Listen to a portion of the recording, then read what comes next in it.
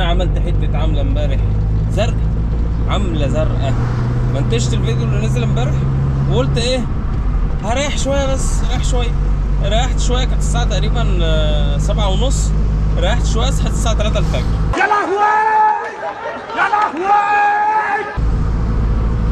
اليوم بح خلاص، اليوم خلص، لا رحت تمرين ولا عملت اي حاجه، ما قضيتش اي حاجه، اليوم بح خلاص. ده يعلمك ايه بقى؟ انك تظبط المنبه. مش محتاجه حاجه يعني ده يعلمك انك تظبط المنبه. ان انا اعتمدت خطأ على ان اللي معايا في البيت هيصحوني، ولكن ما صحونيش. اعتبروا نفسيكم من الاموات. فانا من هنا ورايح اظبط المنبه. الواحد طول حياته عايش في منبه للمدرسه، ومنبه للتمرين، ومنبه للشغل. المهم ان الواحد يوم الاجازه تلاقي نفسك صاحي من النجمه صاحي. واحاول اخد انا الناب اللي انا خدتها دي، احاول اخدها يوم الاجازه، ما اعرفش.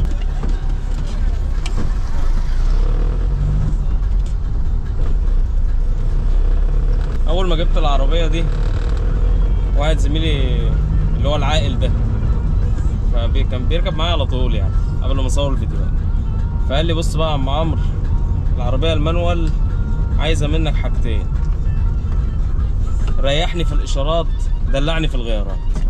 يعني ايه؟ يعني انا دلوقتي باخد مطبات ممكن اخدها على الغيار التاني، بس انا باخدها على الغيار الاول عشان اريح العربيه.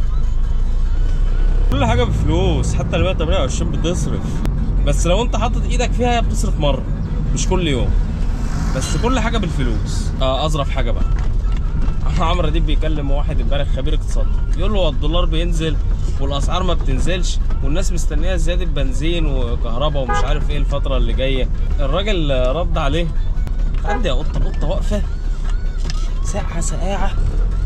قال له عشان التجار لما بيجوا يسعروا المنتجات بتاعتهم بيسعروها على سعر الاستبدال، على سعر استبدال المخزون، ولما الاسعار تنزل يسعروا على سعر البضاعه اللي عندهم دلوقتي، وعشان برضو ايه يحافظوا على هوامش الربح. يا سلام. طب وفين بقى الرقابه؟ وفين الكلام ده كله؟ وبعدين رقابه ايه؟ ما هي البنزين ده، هو البنزين ده اللي هيزوده تجار؟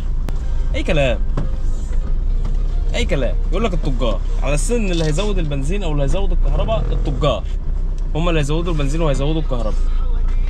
ماشي وماله. تنسوش تظبطوا المنبهات. السلام عليكم.